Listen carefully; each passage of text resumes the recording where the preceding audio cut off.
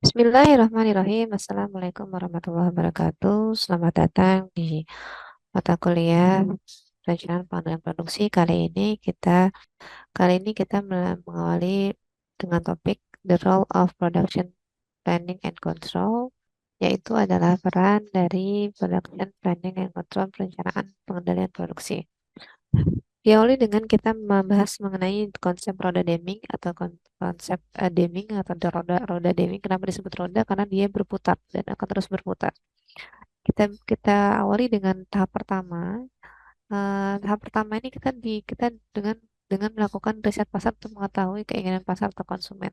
Jadi tahap ini kita mengidentifikasi masalah yang ada, mengumpulkan data dan menganalisis penyebabnya. Tujuannya ini jadi misalnya contohnya adalah jadi kalau misalnya riset pasar ini kita sudah misalnya ingin ingin membuat sebuah produk baru ya dari Wuling. Wuling itu perusahaan Wuling, perusahaan mobil Wuling ingin mendapatkan informasi dari customer gitu ya, keinginan pasar bahwa beberapa bahwa suara-suara dari pasar dan suara-suara dari customer bahwa uh, zaman sekarang itu pengennya itu menghindari penggunaan gas lain atau bahan bakar bahan bakar minyak. Maka dari itu diusahakan nanti produk yang kita buat itu menggunakan listrik gitu ya, karena pengen apa-apa semuanya dicas gitu ya. Kemudian juga ada juga suaranya itu bahwa orang-orang yang naik motor juga pengen itu yang naik mobil juga pengennya tuh ada yang nggak pengen kepanasan dan pengen juga tetap dingin gitu dan tidak pengen kehujanan.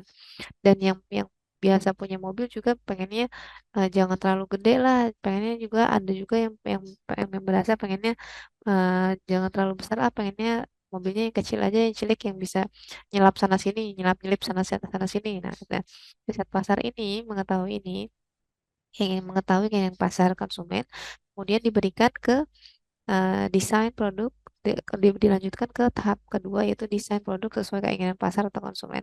Nah, dalam tahap kedua ini biasanya kalau misalnya tadi itu desain pasar itu dilakukan biasanya oleh bagian sales dan product and marketing and sales and marketing, karena dialah yang mendapatkan data tersebut dan suara-suara tersebut dari customer ya, dari konsumen ya. Kemudian dilanjutkan ke data-data tersebut diberikan kepada biasanya Departemen R&D atau Research and Development. Nah, Research and Development ada juga di perusahaan yang menggunakan New Model Department. Nah, New Model Department itu juga ada perusahaan yang seperti itu. Jadi macam-macam ya penyebutannya ya. Perusahaan ada juga yang desain department. Nah, desain department juga ada khusus khusus untuk mendesain ya. Nah, itu mendesain produk sesuai keinginan pasar konsumen. Jadi mereka sudah melakukan penelitian juga, segala macam penelitian, keinginannya manusia itu apa. Setelah segala macam penelitian, baru mereka membuat desain. Nah, setelah mendesain, atau jadinya membuatnya model-model air nave itu ya, yang diproduksi itu loh, diproduksi oleh Wuling yang modelnya yang kecil gitu ya. Kemudian dilanjutkan pada tahap ketiga yaitu di tahap ketiga yaitu eh, kita langsung melakukan proses produksi secara efektif dan efisien sesuai dengan desain produk.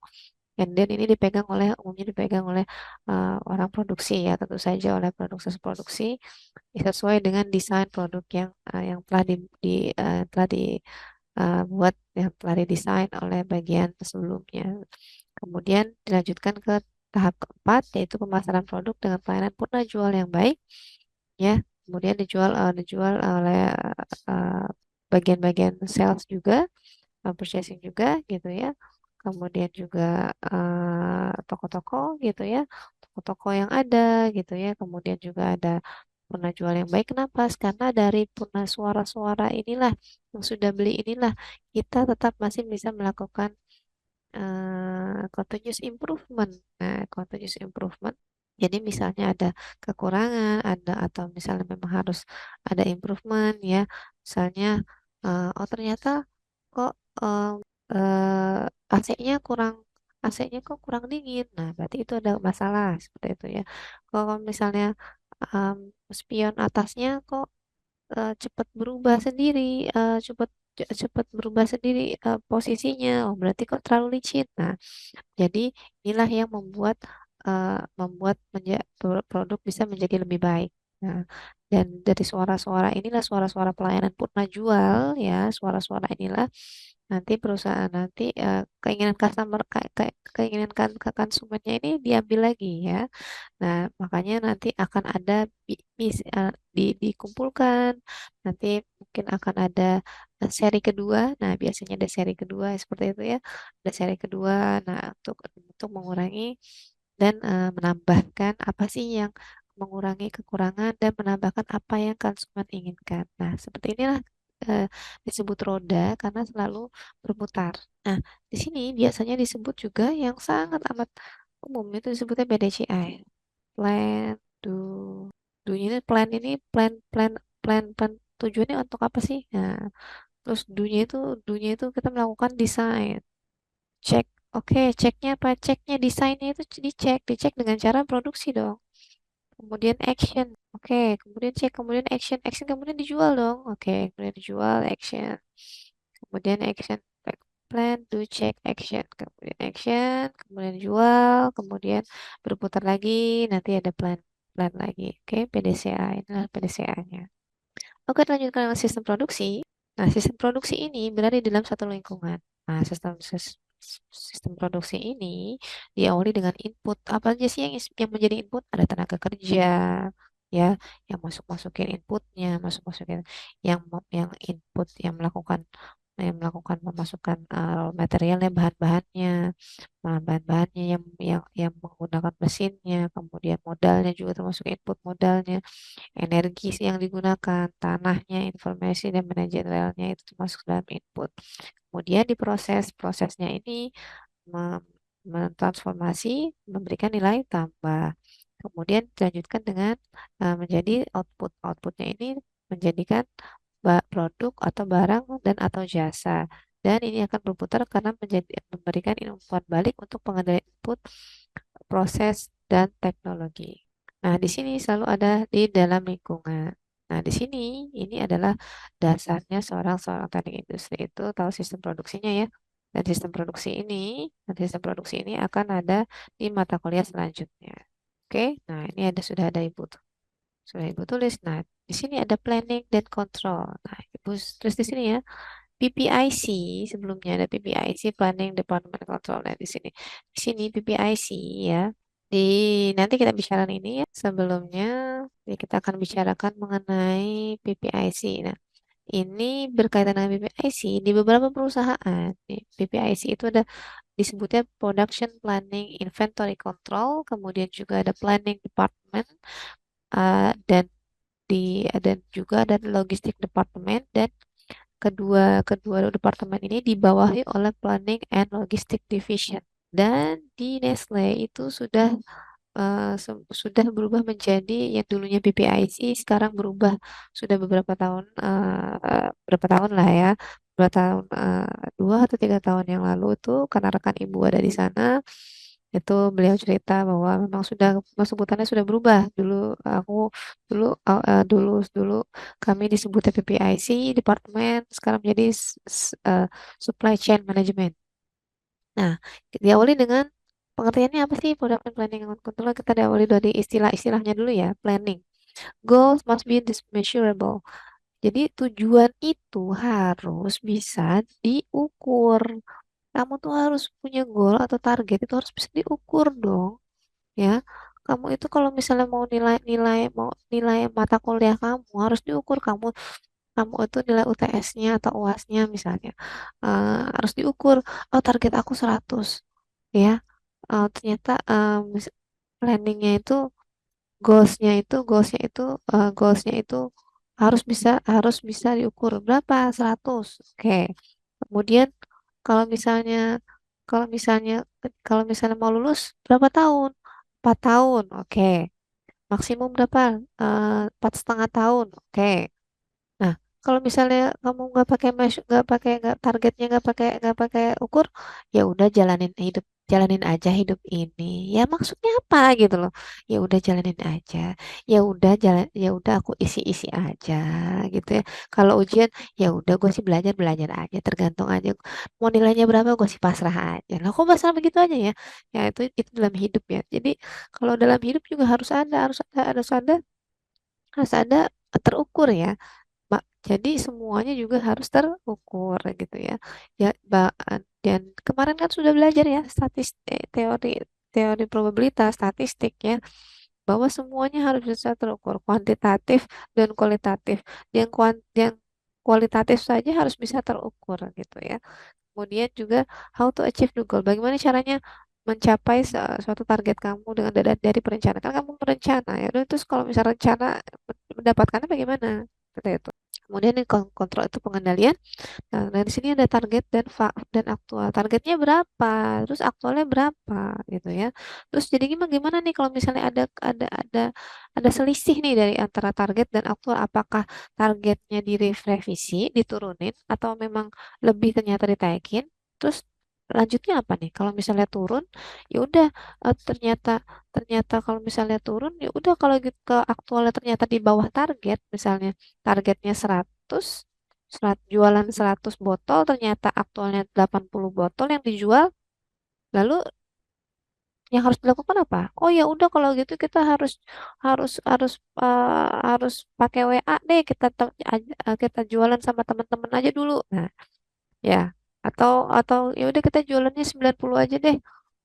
Apa yang harus kita lakukan itu pengendalian. Oke? Selanjutnya kemudian ini dia nih, planning itu ya. Planning itu perencanaan produksi ini, kita kan lagi ngomongin produksi ya. Nah, produksi produk. Nah, kalau kita ngomongin produk, produknya apa?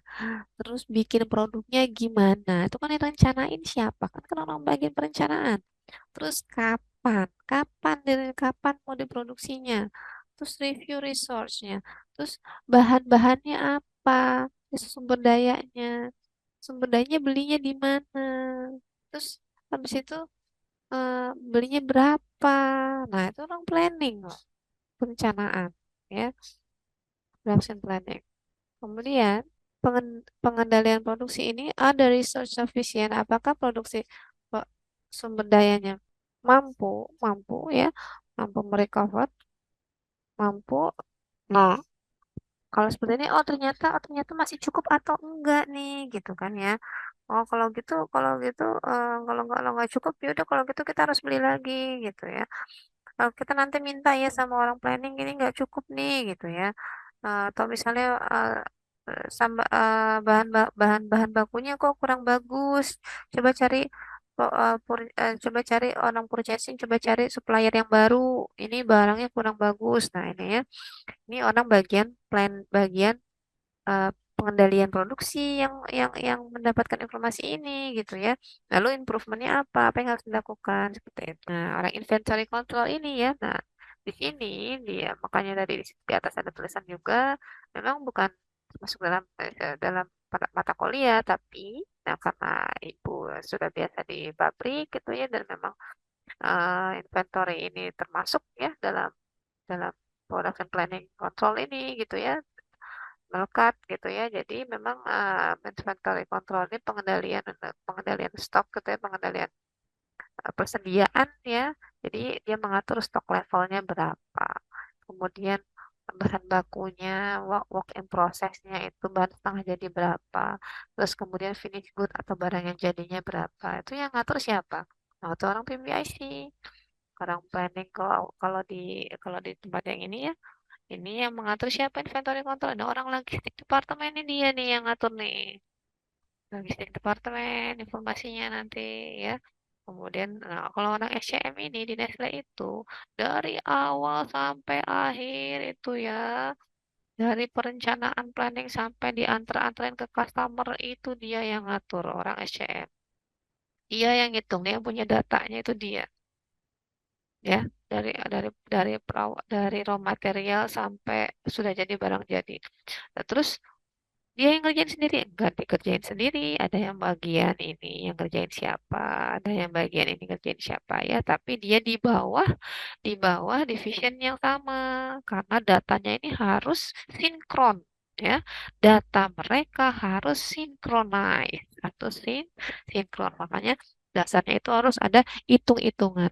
Dan isinya SCM ini ya, ini isinya ini kalau tuh bukan kalau diisinya biasanya orang matematika orang atau orang teknik industri. Nih, ya. Di sini kemarin Ibu temu orang di tempat Ibu bekerja ini orang orang matematika karena emang hitung-hitungan. Kalau rekan Ibu memang di SCM itu memang orang teknik industri karena ya memang ini hitung-hitungan. Jadi dihitung-hitungan ini ya. Dan Ibu waktu itu hampir saja karena memang ada satu ini ya, ada satu halangan Ibu tidak itu ada memang Ibu di hampir di bekerja di Mattel ya itu di bagian PPIC itu teknik industri ya teknik industri itu ya kayak jadi ini tugas kamu ya pokoknya hitung-hitungan isinya lah oke kemudian dalam serangkaian kegiatan ya kegiatan kegiatan bertujuan untuk memastikan bahwa produksi berjalan sesuai dengan rencana secara efisien dan efektif nih ya. Karena tujuannya adalah untuk bertemu untuk menemui permintaan pasar dan juga produk dengan kualitas yang baik dan juga costnya atau biayanya yang optimal. Nah, di sini ya ada production planning stage-nya ini tahapannya ada demand forecasting dulu, ya peramalan dulu ya, peramalan demand-nya, permintaannya, kemudian product planning-nya, perencanaan produknya, kemudian kalau udah mau bikin perencanaan produk berarti mikirin juga kemudian selanjutnya direncanakan direncanakan bahan bahan bakunya, eh, kemudian mesin apa aja prosesnya bagaimana prosesnya mesinnya prosesnya seperti apa kemudian kapasitasnya kemudian production schedule-nya kapan aja nih dikerjakannya. Oke, kemudian untuk tahapan production control, pengendalian produksi, itu monitoring atau memonitor proses produksinya, kemudian juga measurement performance, mengukur performance-nya, kemudian menganalisa deviasinya. Memang kok measurement performance ini ada target dan aktualnya, apakah sudah seimbang? Kemudian analisis deviation kalau tidak atau kalau belum apa yang terjadi? Kemudian ada evaluasi dan adjustment, dievaluasi kenapa terjadi deviasi, kemudian disesuaikan, adjustment, kemudian juga ada capacity planning dan kemudian dilanjutkan dengan production scheduling lagi. Nah, untuk teknologi manufacturing atau manufaktur teknologi itu diawali dengan raw material. Nah, raw material ini bahan bakunya kemudian nanti manufacturing melalui manufacturing proses. Di proses manufaktur ini ada mesinnya, ada tooling-toolingnya, kemudian pasti butuh powernya, kemudian juga butuh manusianya untuk labornya.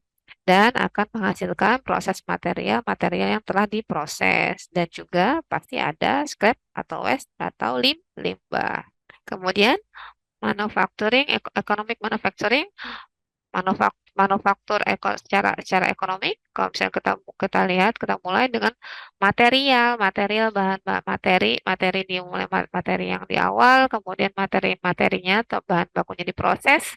Kemudian karena manufacturing proses ini memberikan value added atau nilai tambah ya, nilai tambah dan diakhiri dengan proses materi yang telah mendapatkan proses. Nah, the role of PPC ini tujuannya adalah untuk melihat current kondisi saat ini, kemudian untuk meningkatkan to increase productivity, untuk meningkatkan produktivitas dan juga untuk mengurangi waste atau tujuannya adalah bagaimana caranya mengurangi sampah atau mengurangi limbah ya, supaya hemat gitu kan ya.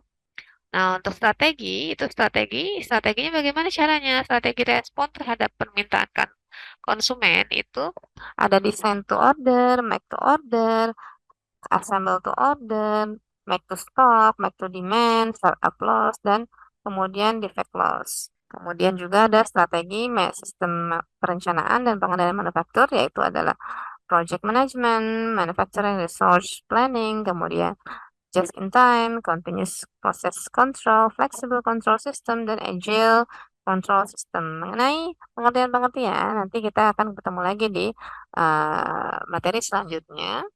Dan juga memang sudah bisa diakses di website, sudah bisa kamu cari, kamu bisa cari mandiri berkaitan dengan pengertian-pengertiannya seperti itu ya, jenis-jenisnya seperti apa, dan ini akan lebih lebih lanjut lagi di latihan bersama ibu di kelas. Oke, nah cukup untuk cukup untuk materi the role of the production and planning control kali ini, dan sampai ketemu lagi di materi selanjutnya. Mudah-mudahan bermanfaat. Ibu ucapkan terima kasih. Wassalamualaikum warahmatullahi wabarakatuh.